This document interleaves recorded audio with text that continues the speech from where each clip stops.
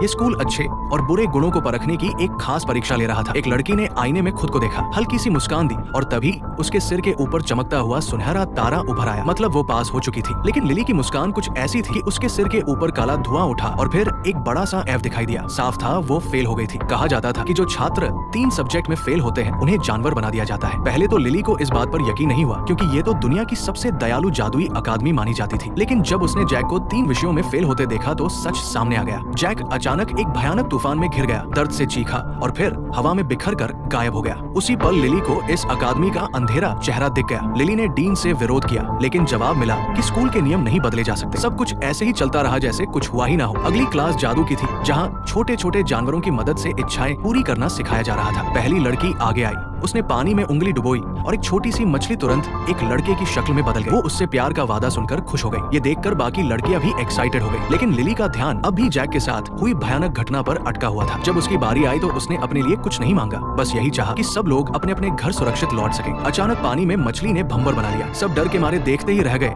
कि मछली लिली की बाह से लिपट गई और एक इंसानी शक्ल ले ली। लिली ने जल्दी से उसे पानी से बाहर निकाल लिया। तब पता चला कि वो लड़की 100 साल पहले की एक असफल छात्रा थी जिसे दूसरों की इच्छाएं पूरी करने के लिए पानी में कैद कर दिया गया था। शुक्रिया अदा करने के बाद लिली पहली इंसान बनी जिसने उसकी आजादी की कामना की। देखते ही देखते वो लड़की सुनहरी धूल में बदल गई और आसमान में उड़ गई। ये नजारा देखकर टीचर भी हैरान रह गए। तभी सच्चाई सामने आई कि सद्गुण अकादमी कब की अपनी असली अच्छाई खो चुकी थी और अब सिर्फ दिखावे और पाखंड की जगह बन गई थी। उसी पल लिली ने करुणा की सबसे बड़ी ताकत दिखा दी। यही वो काबिलियत थी जिसे एक सचमुच अच्छी अकादमी को चाहिए थी, न कि इस नकली नैतिकता वाली अकादमी को। दूसरी तरफ विरोधी अकादमी की टीचर कहीं ज्यादा ईमानदार थी। वो चाहती थी कि उसके स्टूडेंट्स अपना सबसे बुरा रूप दिखाएं। सबसे पहले एक बिगड़ा हुआ लड़का बुलाया गया जिसकी सबसे बड़ी बुराई वेयरवुल्फ बनना थी। उसने पूरी ताकत लगा दी लेकिन बस एक भेड़िए का बाल ही उगा सका। टीचर निराश हो गई और उसे तुरंत बाहर निकाल दिया। दूसरी लड़की एक चुड़ैल की वंशज थी। उसकी आंखें ऊपर की ओर उठी रहती थी और वो लगातार मंत्र बुदबुदाती रहती थी। उसने डेस्क को चॉकलेट में बदल दिया, एक टुकड़ा तोड़ा और खा गई। ये देखकर टीचर भी चौंक गई। अब आखिरी उम्मीद ऐना थी। ऐना बार बार कह रही थी कि उसे तो सद्गुण अकादमी में होना चाहिए था, लेकिन टीचर को पूरा यकीन था कि बुराई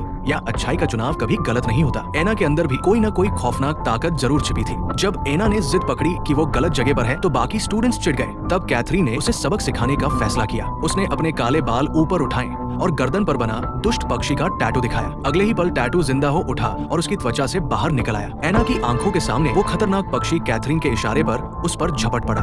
डर के मारे ऐना भागने लगी लेकिन पक्षी लगातार उसका पीछा करता रहा। ऐना मदद के लिए खिड़की की ओर चीखने ही वाली थी कि अचानक ततैयों का एक झुंड खिड़की तोड़कर अंदर आ गया और दुष्ट पक्षी पर टूट पड़ा।